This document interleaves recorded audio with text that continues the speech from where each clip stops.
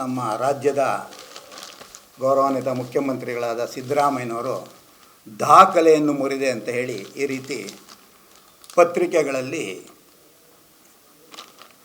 Full page advertisement ಕೊಟ್ಟು ಮೈಸೂರಿನಾದ್ಯಂತ ಸಂಭ್ರಮ ಆಚರಿಸೋ ರಾಜ್ಯಾದ್ಯಂತ ಸಂಭ್ರಮ ಆಚರಿಸೋದು ನಾವು ನೋಡಿದ್ದೀವಿ. ಇವರು ಮುರಿದಿರೋ ದಾಖಲೆನಾದರೂ ಯಾರ್ದು? 1975ರಲ್ಲಿ ಕರ್ನಾಟಕದ ಹಿಂದುಳಿದ ವರ್ಗಗಳ ನಾಯಕ ಮತ್ತು ಮೈಸೂರನ್ನು ಕರ್ನಾಟಕ ಎಂದು ಹೆಸರನ್ನಿಟ್ಟಂಥ ಮೈಸೂರು ಜಿಲ್ಲೆಯವರಾದ ದೇವರಾಜ ಅರಸು ಅವರ ದಾಖಲೆಯನ್ನು ಮುರಿದಿದ್ದೀನಿ. ದೇವರಾಜ ಅರಸು ಅವರು 2792 ದಿನ ಮುಖ್ಯಮಂತ್ರಿಗಳಾಗಿದ್ದರು. ಅವರು ಸತತವಾಗಿ ಆಗಿದ್ದರು 7 ವರ್ಷಗಳ ಕಾಲ.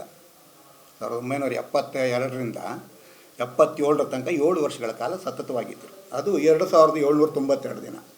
ಇವರು ಮೊದಲು 5 ವರ್ಷ, ಈಗ 2 ವರ್ಷ, 2.5 ವರ್ಷ ಸೇರಿ ಇವತ್ತಿಗೆ 2795ನೇ ದಿನ ಆಗಿ ಇವತ್ತಿಗೂ ಮುಂದುವರಿತಾ ಇದ್ದಾರೆ. ನಾಳೆ 2796ನೇ ದಿನ ಆಗುತ್ತದೆ.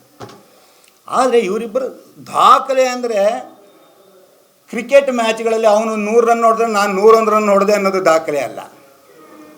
ಕ್ರಿಕೆಟ್ ದಾಖಲೆಗಳು ಅಥವಾ ಫುಟ್ಬಾಲ್ ಮ್ಯಾಚ್ನಲ್ಲಿ ಗೋಲ್ ಹೊಡೆದಂಥ ಅತಿ ಹೆಚ್ಚು ಬೂಟ್ಗೆ ಇದು ಮಾಡಿದಂಥವ್ರು ಕ್ರೀಡಾ ದಾಖಲೆಗಳಿಗೂ ರಾಜಕೀಯ ದಾಖಲೆಗಳಿಗೂ ಭಾಳ ವ್ಯತ್ಯಾಸ ಇದೆ.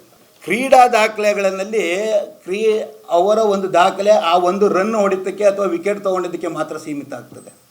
ಆದರೆ ಅಲ್ಪಾವಧಿನಲ್ಲೇ ಸಾಧನೆಗಳ ಮಾಡಿದಂಥ ವ್ಯಕ್ತಿಗಳಿದ್ದಾರೆ ನಮ್ಮ ರಾಜಕೀಯದಲ್ಲಿ. ಒಳ್ಳೆ ಆಡಳಿತವನ್ನು ಕೊಡೋದ್ರ ಮೂಲಕ ಗುರುತಿಸಿದ್ದಾರೆ ಜನಗಳನ್ನ. ಒಳ್ಳೆ ಆಡಳಿತ ಕೊಡೋದು ಮುಖ್ಯ. ಎಷ್ಟು ದಿನ ಮುಖ್ಯಮಂತ್ರಿ ಆಗಿದ್ದ, ಏನು ಮಾಡಿದೆ ಅನ್ನೋದಿಲ್ಲ. ದೇವರಾಜ ಅರಸು ಅವರು ಮೈಸೂರನ್ನ ಕರ್ನಾಟಕ ಅಂತ ನಾಮಕರಣ ಮಾಡಿದ್ರು.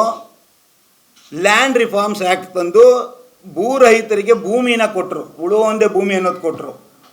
ಆದರೆ ಸಿದ್ದರಾಮಯ್ಯನವರು ತಮ್ಮ ಅವಧಿನಲ್ಲಿ ಅವರದ್ದು ಅಲ್ಲದೇ ಇದ್ದಂಥ ಸೈಟ್ಗಳನ್ನ ಇವರು ಪಡೆದರು, 14 ಸೈಟ್ಗಳನ್ನ.